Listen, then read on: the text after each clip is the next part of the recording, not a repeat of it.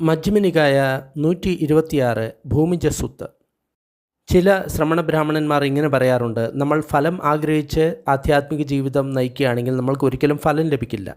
ഉദാഹരണമായിട്ട് നമ്മൾക്ക് നിർവ്വാണം വേണം എന്ന് പറഞ്ഞ് നമ്മൾ ആധ്യാത്മിക ജീവിതം നയിക്കുകയാണ് എങ്കിൽ തീർച്ചയായിട്ടും നമുക്ക് ഫലം ലഭിക്കില്ല എന്ന് പറയുന്ന വാദം ചിലർക്ക് ഉണ്ട്. നിർവ്വാണം വേണം എന്ന് പറയുന്നതിന് ഒരു രാഗമാണ്, അതിനാൽ നമ്മൾ അതിനു വേണ്ടി ശ്രമിച്ചു കഴിഞ്ഞാൽ ഒരിക്കലും അത് കിട്ടില്ല എന്ന് പറയുന്ന വാദം ചില വ്യക്തികൾ ഉന്നയിക്കാറുണ്ട്. ഇത് തെറ്റാണ് എന്ന് ഈ സൂത്രത്തിൽ വളരെ വ്യക്തമായിട്ട് പറയുന്നു. എന്തുകൊണ്ടാണ് അത് തെറ്റാണ് എന്ന് നമ്മൾക്ക് ഈ സൂത്രം മനസ്സിലാക്കി കഴിഞ്ഞാൽ ശരിയായ രീതിയിൽ അറിയാൻ സാധിക്കും. അത്തരം ആൾക്കാർക്ക് തീർച്ചയായിട്ടും ഈ സൂത്രം ഫോർവേഡ് ചെയ്യാവുന്നതാണ്. ഞാനിങ്ങനെ കേട്ടു, ഒരിക്കൽ ഭഗവാൻ രാജഗൃഹത്തിൽ വിഹരിക്കുകയായിരുന്നു. മുളയുടെ വനത്തിൽ അവിടെ അണ്ണാന്മാർക്ക് ഭക്ഷണം കൊടുക്കുന്ന സ്ഥലത്ത് വിഹരിക്കുകയായിരുന്നു. ആ സമയത്ത് ആയുഷ്മാൻ ഭൂമിജ അദ്ദേഹം രാവിലെ വസ്ത്രമെല്ലാം അണിഞ്ഞുകൊണ്ട്, ചീവരം അണിഞ്ഞുകൊണ്ട്, ഭിക്ഷാപാത്രവും ചീവരവും എടുത്തുകൊണ്ട് ജയസേന രാജകുമാരൻ്റെ വീട്ടിലേക്ക് പോയി. അവിടെ അദ്ദേഹം വിരിച്ചിരിക്കുന്ന ആസനത്തിൽ ഇരുന്നു. അപ്പോൾ ജയസേന രാജകുമാരൻ ആയുഷ്മാൻ ഭൂമിജൻ്റെ അടുത്ത് വന്ന് അദ്ദേഹത്തെ വന്ദിച്ചു. വന്ദനവും കുശലപ്രശ്നങ്ങൾക്കും ശേഷം ജയസേന രാജകുമാരൻ ഒരു ഭാഗത്ത് ഇരുന്നു. എന്നിട്ട് ആയുഷ്മാൻ ഭൂമിജനോട് ഇങ്ങനെ പറഞ്ഞു, വന്ധ്യനായിട്ടുള്ള ഭൂമിജ, ചില ശ്രമണ ബ്രാഹ്മണന്മാരുടെ തത്വവും ദർശനവും ഇപ്രകാരമാണ്. താങ്കൾ എന്തെങ്കിലും ആഗ്രഹിച്ചിട്ട് ബ്രഹ്മചര്യ ജീവിതം അല്ലെങ്കിൽ ആധ്യാത്മിക ജീവിതം നയിക്കുകയാണ് എങ്കിൽ താങ്കൾക്ക് ഒരിക്കലും ഫലം ലഭിക്കില്ല. താങ്കൾക്ക് ഒരു ആഗ്രഹവും മനസ്സിലില്ല എങ്കിലും താങ്കൾ ബ്രഹ്മചര്യ ജീവിതം നയിക്കുകയാണ് എങ്കിലും താങ്കൾക്ക് ഫലം ലഭിക്കില്ല. താങ്കൾ ആഗ്രഹിച്ചു കഴിഞ്ഞാലും ഇല്ലെങ്കിലും ബ്രഹ്മചര്യ ജീവിതത്താൽ താങ്കൾക്ക് ഫലം ലഭിക്കില്ല. താങ്കൾ മനസ്സിൽ ആഗ്രഹിച്ചിട്ടില്ല, ആഗ്രഹിക്കാതിരുന്നിട്ടില്ല എങ്കിലും താങ്കൾ ബ്രഹ്മചര്യ ജീവിതത്തിൽ ഫലം ലഭിക്കില്ല. വന്ധ്യനായിട്ടുള്ള ഭൂമിജൻ്റെ ഗുരു ഇതിനെ പറ്റിയിട്ട് എന്താണ് പറയുന്നത്? ഇതിനെപ്പറ്റി എന്താണ് അദ്ദേഹം വിവരിക്കുന്നത്? അപ്പോൾ ആയുഷ്മാൻ ഭൂമിജൻ ഇങ്ങനെ പറഞ്ഞു, രാജകുമാര, ഞാൻ ഇതിനെപ്പറ്റി ഭഗവാന്റെ അടുത്തുനിന്നും ഒന്നും തന്നെ മനസ്സിലാക്കിയിട്ടില്ല, ഒന്നും കേട്ടിട്ടില്ല. എന്നാൽ ഒരു പക്ഷേ അദ്ദേഹം ഇതിനെ ഇപ്രകാരം വ്യാഖ്യാനിക്കും ആയിരിക്കും. താങ്കൾ തെറ്റായിട്ടുള്ള രീതിയിലാണ് ബ്രഹ്മചര്യ ജീവിതം നയിക്കുന്നത്, ആധ്യാത്മിക ജീവിതം നയിക്കുന്നത് എങ്കിൽ താങ്കൾക്ക് ഒരിക്കലും ഫലം ലഭിക്കില്ല. താങ്കൾ ആഗ്രഹിച്ചാലും ശരി, ആഗ്രഹിച്ചില്ലെങ്കിലും ശരി, ആഗ്രഹിച്ചാലും ആഗ്രഹിച്ചില്ലെങ്കിലും ശരി, ആഗ്രഹിച്ചിട്ടില്ലെങ്കിലും ആഗ്രഹിക്കാതിരുന്നു കഴിഞ്ഞാലും താങ്കൾക്ക് ഒരിക്കലും ഫലം ലഭിക്കില്ല. എന്നാൽ താങ്കൾ ശരിയായിട്ടുള്ള രീതിയിലാണ് ബ്രഹ്മചര്യ ജീവിതം, ആധ്യാത്മിക ജീവിതം നയിക്കുന്നത് എങ്കിൽ താങ്കൾ ആഗ്രഹിച്ചു കഴിഞ്ഞാലും താങ്കൾക്ക് ഫലം ലഭിക്കും, ആഗ്രഹിച്ചിട്ടില്ലെങ്കിലും താങ്കൾക്ക് ഫലം ലഭിക്കും, ആഗ്രഹിച്ചാലും ആഗ്രഹിച്ചിട്ടില്ലെങ്കിലും താങ്കൾക്ക് ഫലം ലഭിക്കും, ആഗ്രഹിച്ചിട്ടില്ലെങ്കിലും ആഗ്രഹിക്കാതിരുന്നു കഴിഞ്ഞാലും താങ്കൾക്ക് ഫലം ലഭിക്കും. ഞാൻ ഇത് ഭഗവാനിൽ നിന്ന് പഠിച്ചിട്ടില്ല, പക്ഷേ അദ്ദേഹം ഒരു പക്ഷേ ഇതിനെ ഇങ്ങനെയായിരിക്കും പറയുക. വന്ധ്യനായിട്ടുള്ള ഭൂമിജ, താങ്കളുടെ ഗുരു ഇപ്രകാരമാണ് പറയുന്നത് എങ്കിൽ മറ്റുള്ള ശ്രമണ ബ്രാഹ്മണന്മാർക്ക് തീർത്തും വിരുദ്ധമായിട്ടാണ് അദ്ദേഹം പറയുന്നത്. അതിനുശേഷം ജയസേന രാജകുമാരൻ ആയുഷ്മാൻ ഭൂമിജന് തൻ്റെ സ്വന്തം ഭക്ഷണം വിളമ്പി. ഭിക്ഷാടനത്തിന് ശേഷം ഭക്ഷണം കഴിച്ച് തിരിച്ചു വരുന്ന സമയത്ത് ആയുഷ്മാൻ ഭൂമിജൻ ഭഗവാന്റെ അടുത്ത് പോയി അദ്ദേഹത്തെ വന്ദിച്ചു, ഒരു ഭാഗത്ത് ഇരുന്നു. അതിനുശേഷം അദ്ദേഹം നടന്നതെല്ലാം ഭഗവാനോട് വിവരിച്ചു. എന്നിട്ട് ഇതും കൂടി കൂട്ടിച്ചേർത്തു. പറഞ്ഞ കാര്യങ്ങളൊന്നും തന്നെ ഞാൻ റിപ്പീറ്റ് ചെയ്യുന്നില്ല, നേരത്തെ തന്നെ പറഞ്ഞ കാര്യങ്ങളാണ് ഇവിടെ വീണ്ടും ആവർത്തിക്കുന്നത്. അതിനുശേഷം ആയുഷ്മാൻ ഭൂമിജൻ ഭഗവാനോട് ഇങ്ങനെ പറഞ്ഞു, ബന്ദേ, ഞാൻ ഭഗവാൻ പറഞ്ഞത് തന്നെയാണ് ആവർത്തിക്കുന്നത് എന്ന് വിശ്വസിക്കുന്നു. ഞാൻ ഭഗവാനെ തെറ്റായിട്ട് ചിത്രീകരിച്ചിട്ടില്ല എന്ന് വിശ്വസിക്കുന്നു. ധർമ്മത്തിന് അനുസരിച്ചിട്ടാണ് എൻ്റെ വ്യാഖ്യാനം എന്ന് ഞാൻ വിശ്വസിക്കുന്നു. എൻ്റെ ഉത്തരം മൂലം എനിക്ക് നിന്ദയോ അതേപോലെ തന്നെ ശാസനമോ ഉണ്ടാകും എന്ന് ഞാൻ വിചാരിക്കുന്നില്ല. അപ്പോൾ ഭഗവാൻ പറഞ്ഞു, തീർച്ചയായിട്ടും ഭൂമിജ, ഞാൻ പറഞ്ഞ കാര്യം തന്നെയാണ് താങ്കൾ ഉത്തരമായിട്ട് പറഞ്ഞിരിക്കുന്നത്. എന്നെ താങ്കൾ ഒരിക്കലും തെറ്റായിട്ട് ചിത്രീകരിച്ചിട്ടില്ല. ധർമ്മത്തിന് അനുസരിച്ച് തന്നെയാണ് താങ്കൾ ഉത്തരം കൊടുത്തത്. അതുമൂലം ന്യായമായിട്ടും താങ്കൾക്ക് നിന്ദയോ അതേപോലെ തന്നെ ശാസനമോ ലഭിക്കുന്നതല്ല. ഇനി തെറ്റായിട്ടുള്ള അഷ്ടാംഗിക മാർഗം പിന്തുടരുന്ന വ്യക്തികൾ, അവർ എന്ത് ചെയ്തു കഴിഞ്ഞാലും അവർക്ക് ഫലം ലഭിക്കില്ല എന്നാണ് പറയുന്നത്. ആര്യ അഷ്ടാംഗിക മാർഗം തെറ്റായിട്ട് അഭ്യസിക്കുന്നവർക്ക് അവർ എന്ത് ചെയ്തു കഴിഞ്ഞാലും ഫലം ലഭിക്കില്ല എന്ന് ഇനി ഭഗവാൻ പറയുന്നു. ഭൂമിജ, ചില ശ്രമണ ബ്രാഹ്മണന്മാർ ഉണ്ട്. അവർക്ക് മിഥ്യാ ദൃഷ്ടിയുണ്ട്, മിഥ്യാ സങ്കല്പമുണ്ട്, മിഥ്യാ വാച, മിഥ്യാ കർമ്മം, മിഥ്യാ ആജീവം, മിഥ്യാ വ്യായാമം, മിഥ്യാ സതി, മിഥ്യാ സമാധി. ഇതാണ് അവർ പിന്തുടരുന്നത്. അതായത് തെറ്റായിട്ടുള്ള പാതയാണ് അവർ പിന്തുടരുന്നത്. അതിനാൽ ആഗ്രഹിച്ചു കഴിഞ്ഞാലും അവർ ബ്രഹ്മചര്യ ജീവിതം നയിക്കുകയാണ്, ആധ്യാത്മിക ജീവിതം നയിക്കുകയാണ് എങ്കിലും അവർക്ക് ഫലം ലഭിക്കില്ല. അവർ ആഗ്രഹിച്ചാലും ഫലം ലഭിക്കില്ല, അവർ ആഗ്രഹിച്ചിട്ടില്ലെങ്കിലും ഫലം ലഭിക്കില്ല, ആഗ്രഹിച്ചാലും ആഗ്രഹിച്ചിട്ടില്ലെങ്കിലും ഫലം ലഭിക്കില്ല, ആഗ്രഹിക്കുന്നില്ല ആഗ്രഹിക്കാതിരിക്കുന്നില്ല എങ്കിലും അവർക്ക് ഫലം ലഭിക്കില്ല. അത് എന്തുകൊണ്ടാണ്? എന്തെന്നാൽ ഇത് ഫലം ലഭിക്കുന്നതിനുള്ള തെറ്റായിട്ടുള്ള മാർഗമാണ്. ഉദാഹരണമായിട്ട് ഭൂമിജ, ഒരു വ്യക്തിക്ക് എണ്ണയുടെ ആവശ്യമുണ്ട്. ആ വ്യക്തി എണ്ണയ്ക്കായിട്ട് അലയുന്നു. അതിനുശേഷം അവർ കുറച്ച് മണൽ കൊണ്ടുവന്ന്, ഒരു ബക്കറ്റിൽ മണൽ കൊണ്ടുവന്ന് അതിൽ വെള്ളം നിറച്ച് അതിനെ നല്ലപോലെ അമർത്തുന്നു. ഇങ്ങനെ ചെയ്യുന്നതുകൊണ്ട് അവർക്ക് തീർച്ചയായിട്ടും എണ്ണ ലഭിക്കുന്നതല്ല.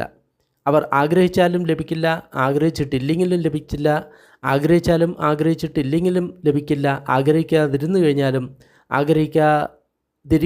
കഴിഞ്ഞാലും അവർക്ക് അത് ലഭിക്കില്ല. അത് എന്തുകൊണ്ടാണ്? എണ്ണ എടുക്കുന്നതിനുള്ള തെറ്റായിട്ടുള്ള മാർഗമാണ് അത്. ഇതുപോലെ തന്നെ ഭൂമിജ, ചില ശ്രമണ ബ്രാഹ്മണന്മാരുണ്ട്. അവർ മിഥ്യാദിട്ടി, മിഥ്യാസങ്കല്പം, മിഥ്യാ വാച, മിഥ്യാ കമ്മന്ത, മിഥ്യാ ആജീവ, മിഥ്യാ വ്യായാമ, മിഥ്യാ സതി, മിഥ്യാ സമാധി, ഇങ്ങനെ തെറ്റായിട്ടുള്ള ആര്യ അഷ്ടാംഗിക മാർഗം പിന്തുടരുന്നവരാണ്. അവർ ബ്രഹ്മചര്യ ജീവിതം അല്ലെങ്കിൽ ആധ്യാത്മിക ജീവിതം ചെയ്യുകയാണെങ്കിൽ, അവർ ആഗ്രഹിക്കുകയാണെങ്കിലും അവർക്ക് ഫലം ലഭിക്കില്ല, ആഗ്രഹിച്ചിട്ടില്ല എങ്കിലും ഫലം ലഭിക്കില്ല, ആഗ്രഹിച്ചാലും ആഗ്രഹിച്ചിട്ടില്ലെങ്കിലും ഫലം ലഭിക്കില്ല, ആഗ്രഹിച്ചിട്ടില്ല എങ്കിലും ആഗ്രഹിക്കാതിരുന്നിട്ടില്ല എങ്കിലും അവർക്ക് ഫലം ലഭിക്കില്ല. അത് എന്തുകൊണ്ടാണ്? എന്തെന്നാൽ ഫലം ലഭിക്കുന്നതിനുള്ള തെറ്റായിട്ടുള്ള മാർഗമാണ് ഇത്.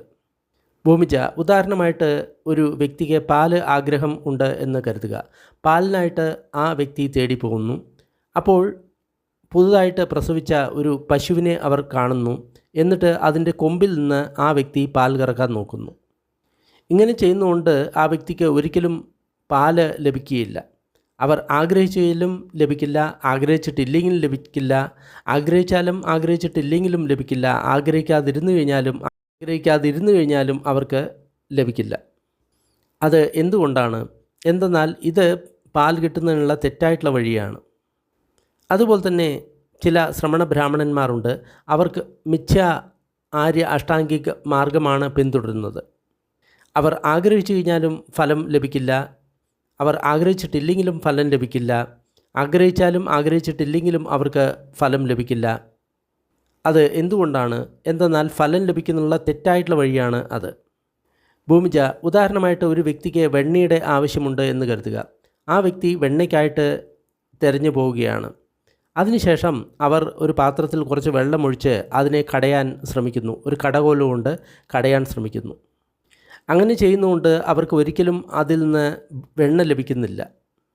അവർക്ക് ആഗ്രഹമുണ്ടെങ്കിലും വെണ്ണ ലഭിക്കില്ല, ആഗ്രഹം ഇല്ലെങ്കിലും വെണ്ണ ലഭിക്കില്ല, ആഗ്രഹിച്ചാലും ആഗ്രഹിച്ചിട്ടില്ലെങ്കിലും വെണ്ണ ലഭിക്കില്ല, ആഗ്രഹിച്ചിട്ടില്ലെങ്കിലും ആഗ്രഹിക്കാതിരുന്നു കഴിഞ്ഞാലും അവർക്ക് വെണ്ണ ലഭിക്കുന്നില്ല. അത് എന്തുകൊണ്ടാണ്? എന്തെന്നാൽ വെണ്ണ ലഭിക്കുന്നതിനുള്ള തെറ്റായിട്ടുള്ള മാർഗമാണ് അത്. അതുപോലെ തന്നെയാണ് ഭൂമിജ, ചില ശ്രമണ ബ്രാഹ്മണന്മാർക്ക് ആര്യ അഷ്ടാംഗിക മാർഗം എല്ലാം അവരുടെ തെറ്റാതാണ്. അതായത് മിഥ്യാദൃഷ്ടിയാണ്, മിഥ്യാസങ്കല്പമാണ്, എല്ലാം അവരുടെ മിഥ്യയാണ്. അവർ ആഗ്രഹിച്ചു കഴിഞ്ഞാലും ബ്രഹ്മചര്യ ജീവിതത്തിൽ നിന്ന് അവർക്ക് ഫലം ലഭിച്ചില്ല, ആഗ്രഹിച്ചിട്ടില്ലെങ്കിലും കിട്ടില്ല, ആഗ്രഹിച്ചാലും ആഗ്രഹിച്ചിട്ടില്ലെങ്കിലും അവർക്ക് ബ്രഹ്മചര്യ ജീവിതത്തിൽ നിന്ന് ഒരു ഫലവും ലഭിക്കുന്നതല്ല. അത് എന്തുകൊണ്ടാണ്? എന്തെന്നാൽ അത് ഫലം ലഭിക്കുന്നുള്ള തെറ്റായിട്ടുള്ള മാർഗമാണ്.